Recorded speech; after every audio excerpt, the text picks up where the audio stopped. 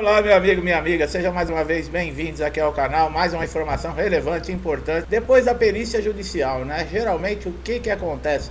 Muita gente não sabe, né? Ouve-se falar em muito processo, perícia judicial, mas não sabe como é feita, não sabe quanto tempo, por exemplo, se demora para levar esse resultado para juiz, como é feito um laudo, né? O que é um laudo? Se o perito negar a incapacidade, o que acontece? Você perde o processo. Às vezes, se você entrar com um processo na justiça, você vai saber aqui o que é necessário você fazer, o que você levar, como se comportar na frente do perito, tá? O que é importante realmente para você não ter problema na justiça, como você tem no INSS. Porque a partir do momento que você chegou na justiça, foi porque você teve o indeferimento de um perito no INSS. Então vamos lá. Dá para ganhar um processo de incapacidade mesmo quando o perito judicial não reconhece a incapacidade? Sim.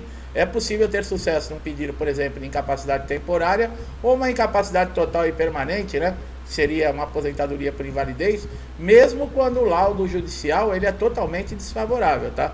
Existem diferenças entre peritos, né? Tanto do INSS como o perito judicial, né? O perito do INSS ele é um servidor contratado, tá? O perito judicial ele é nomeado, né, pelo juiz dentre os profissionais cadastrados, né, no judiciário, sem vínculo administrativo com o INSS. Quer dizer, só dele não ter vínculo com o INSS já traz uma credibilidade muito maior, né, pessoal? Porque seria terrível, né? Um funcionário, como nós vemos nos peritos do INSS, o funcionário vai decidir de acordo com o parecer dele, se é a favor da empresa ou se é a favor do segurado. Para quem que vocês acham? Se a batata assar, o circo apertar para ele, para que lado que você acha que ele vai?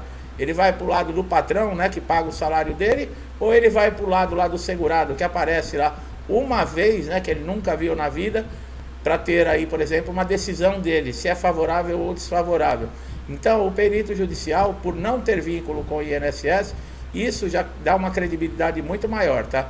A perícia feita no INSS é realizada geralmente por um clínico geral, tá? Ou de uma outra especialidade. A perícia médica judicial é feita por um médico especializado, nomeado pelo juiz, né, para determinado processo. Que é juiz. O juiz sabe, por exemplo, se for um problema psicológico, um problema ortopédico, um cardíaco, ele vai tentar nomear um perito, no caso no processo, especialista nesse problema de saúde que esse segurado está, né? Mas a especialização não é a única diferença entre as perícias, tá? O procedimento em si, ele apresenta diferenças.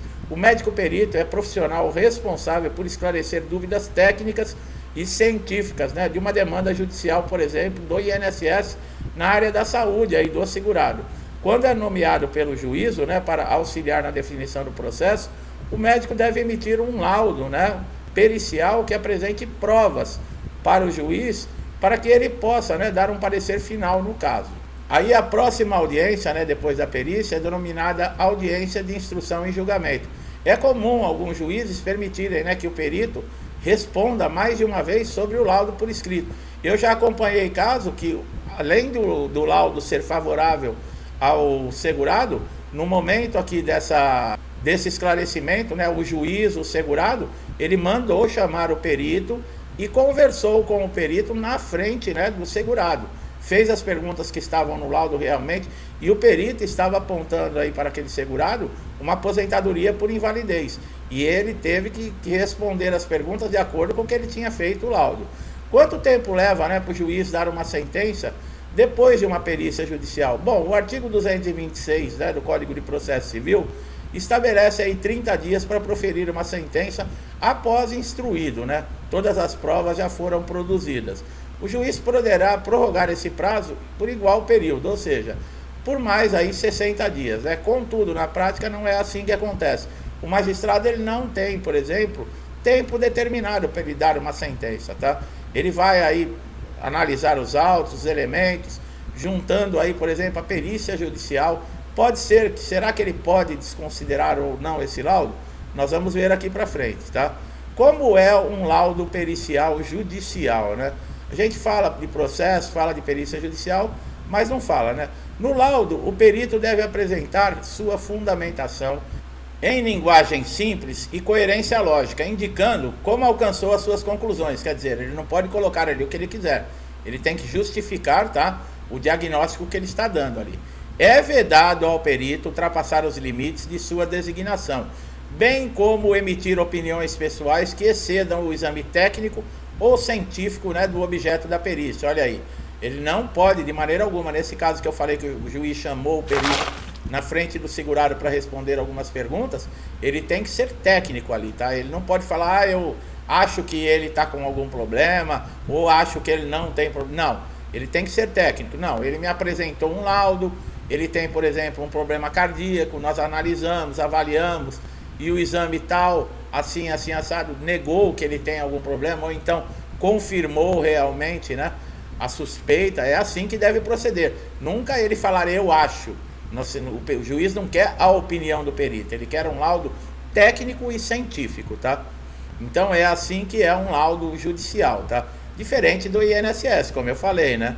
Às vezes alguns peritos ali, eles fazem um laudo de acordo com o desejo do patrão, né? O que fazer se o perito judicial negar a incapacidade, né? Dá para ganhar um processo de incapacidade mesmo quando o perito não reconhece a incapacidade. É possível ter sucesso. Por quê? Nesses casos, o juiz ele pode se basear, mesmo o laudo do perito sendo desfavorável, ele pode aí tomar uma convicção dentro dos elementos que foram anexados nos autos. Quais são esses elementos? A documentação que você apresentou, pessoal. O laudo médico, o histórico cirúrgico, exames, relatórios, laudos de tratamento, receituários médicos, tudo isso. Se você já, por exemplo, ficou afastado no INSS, né, por algum auxílio-doença, por exemplo, a incapacidade temporária, e de repente foi negado seu benefício, quer dizer, se o INSS afastou é porque existia a incapacidade. Aí você entrou com o processo judicial, o perito judicial diz que não tem incapacidade. Quer dizer, o juiz ele pode tirar uma convicção e desprezar completamente esse laudo, tá? Por isso a documentação, como nós falamos, é muito importante, tá? Um laudo, por exemplo, ele deve ter o seu nome completo, o nome do médico, carimbo, CRM, assinatura, o CID da doença, um histórico, né, daquele momento que você está, como a sua saúde está naquele momento que foi feito o laudo. É uma lesão temporária? Precisar de quanto tempo, por exemplo, para se recuperar? É uma lesão total e permanente que incapacita você para a sua função ou para qualquer outra? Peça para o médico fazer esse histórico, para ele colocar isso no laudo. É importantíssimo. Quanto mais elementos você anexar, por exemplo, num processo judicial, como nós falamos, mesmo que o perito, né, judicial ele seja desfavorável, ele negue que você esteja incapacitado, o juiz pode ignorar completamente o laudo e se basear em cima das informações que ele está tendo na documentação. Então é muito importante, tá? Um processo judicial, né, ele pode demorar aí em média de 18 a 24 meses. Existem regiões que podem sair mais rápido, né? Tem TRFs espalhados pelo país todo. Porém, é preciso analisar, tá? O advogado ele vai saber dessas informações.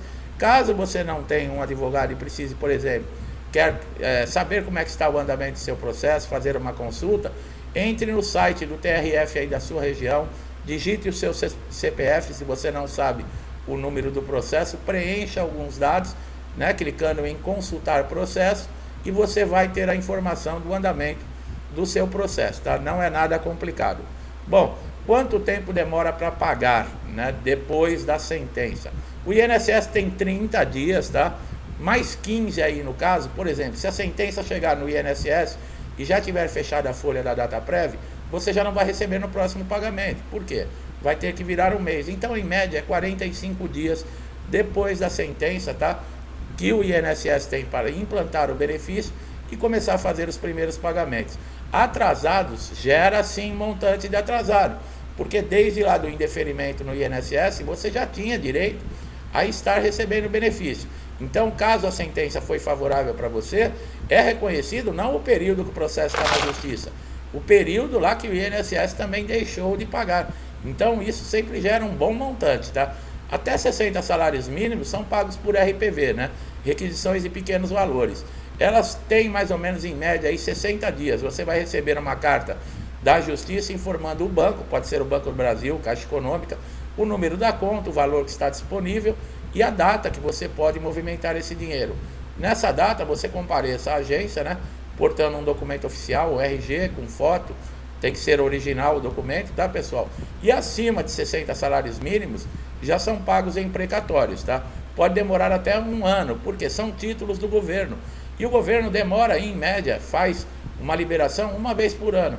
Então, se tiver acabado de fazer a liberação e eles receberam a sua sentença, que é acima de 60 salários mínimos, você só vai receber depois de um ano ou até um pouco mais. Mas tudo corrigido, tá? Com juros e correção monetária. É isso aí, pessoal. São informações importantes. Muita gente ouve falar de perícia judicial e não sabe, né? Eu espero que nós tenhamos aqui esclarecido, tirado dúvidas, trazido esse conhecimento que é importante. Lembrando sempre, a documentação dentro da perícia judicial, ela é importantíssima.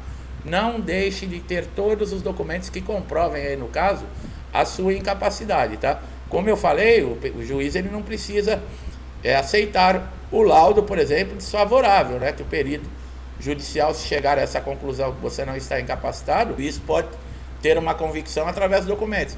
Mas, em muitos casos, o juiz, ele leva em conta, sim, né, o diagnóstico do perito, e o seu processo pode ser desfavorável e dar ganho até para o INSS.